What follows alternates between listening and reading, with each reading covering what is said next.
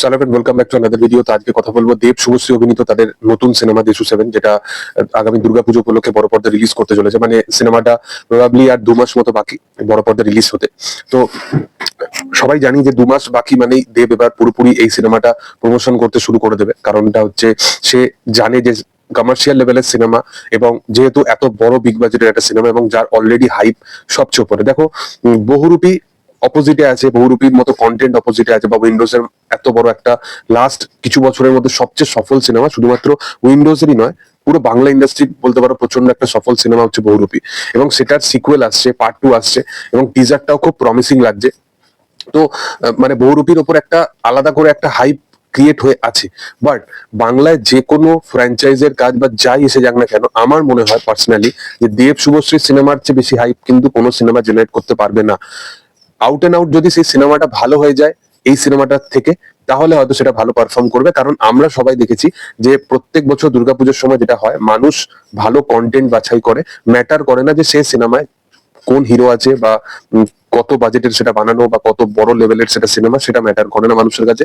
মানুষের কাছে যেটা পার্সোনালি ম্যাটার করে সেটা হচ্ছে যে সেই সিনেমাটা কতটা ভালো, কতটা ইম্প্যাক্টফুল, কতটা মজা দিতে পারছে দুর্গাপুজো উপলক্ষে।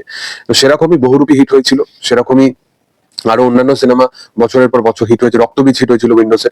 বাট এই বছরে বহুরূপী 2 আছে, বহুরূপী 2 এর হাইপ আছে, সবই ঠিক আছে। বাট দেব শুভশ্রী অভিনীত সিনেমাটার একটা আলাদা রকম হাইপ আছে, কারণ এটা তাদের 7ম সিনেমা। অনেক বছর পর তাদেরকে যে জন্য অডিয়েন্স এত ভালোবাসতো, অডিয়েন্স তাদের যে সমস্ত সিনেমা দেখেছে, মানে যে জনরাটাকে অডিয়েন্স ভালোবাসতো, সেই জনরাতে আবার কোথাও গিয়ে তারা কামব্যাক করতে চাইছে। এমনি তো ইন পার্সন তারা একে অপরের সাথে অনেক বছর পর একসাথে কাজ করছে, এবং তার পাশাপাশি এই জনরার কাজও অনেক মানে বছর বাংলায় প্রায় হাতে গোনা 3-4টেই ভালো কাজ এসছে। তো সেই কারণে মানুষের মধ্যে কমার্শিয়াল বা মেন স্ট্রিম দ্বারা ছবি যখনই আসে, একটা এক্সাইটমেন্ট ভালো থাকেই। এবং পুজোর ব্যানার যেহেতু, দর্শকদের কাছে একটু টাইম থাকে সিনেমা দেখার, তো সেই কারণে এই সিনেমাটার চান্সেস অনেক বেশি হাই, এবং প্রমোশনও সেই লেভেলেরই হবে, সেটাই এক্সপেকটেশন রাখা হচ্ছে। এবং অলরেডি এই সিনেমার টিজার কিন্তু অ্যালট করা হয়ে গেছে। মানে তারা খুব তাড়াতাড়ি টিজার নিয়ে আসতে চলেছে এই সিনেমা। সম্ভবত হয়তো সেপ্টেম্বরের একদম গোড়ার দিকেই হয়তো আমরা টিজারটা পেয়ে যাব।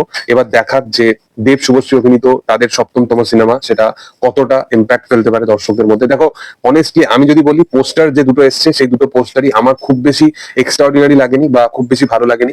এই দুটো পোস্টারের মধ্যে একটা জিনিস, যে দেব শুভশ্রীকে একসাথে দেখা যাচ্ছে রোমান্টিক পেয়ার হিসাবে, তো সেই কারণে একটা অ্যাজ এ ফ্যান হিসাবে হয়তো অনেকের সেটার জন্য নজর কেড়ে নিতে পারে বা সেটা ভালো লাগতে পারে। বাট তুমি যদি পোস্টার ওয়াইজ যদি দেখো, তাহলে সেই পোস্টারের মধ্যে না তো কোনো নতুন অর্থ আছে, না তো পোস্টারটা প্রচন্ড এআই জেনারেটেড মনে হচ্ছে। সেকেন্ড পোস্টারটাও তাই, যে ব্যাকগ্রাউন্ডটা সেটাও বড্ড এআই বা ওভার স্যাচুরেটেড লাগছে, এআই না হলে ওভার স্যাচুরেটেড লাগছে। তো এইরকম পার্টিকুলার কিছু কিছু জিনিস বা কিছু কিছু খামতি আমার পোস্টার দুটোর মধ্যে লেগেছে। হোপফুলি সিনেমাটা, আশা করো, ভালো একটা সিনেমা ডেলিভার করতে পারবে। এবার তোমাদের কি বক্তব্য, তোমরা কতটা এক্সাইটেড আছো এই সিনেমাটা নিয়ে, সেটা অবশ্যই তোমরা কমেন্ট সেকশনে জানাতে পারো। ভিডিও যদি ভালো লেগে থাকে অবশ্যই তোমরা লাইক, শেয়ার, সাবস্ক্রাইব করে দিও, এবং পাশে থাকা বেল আইকনটা অবশ্যই প্রেস করে দিও। Thank you all, by.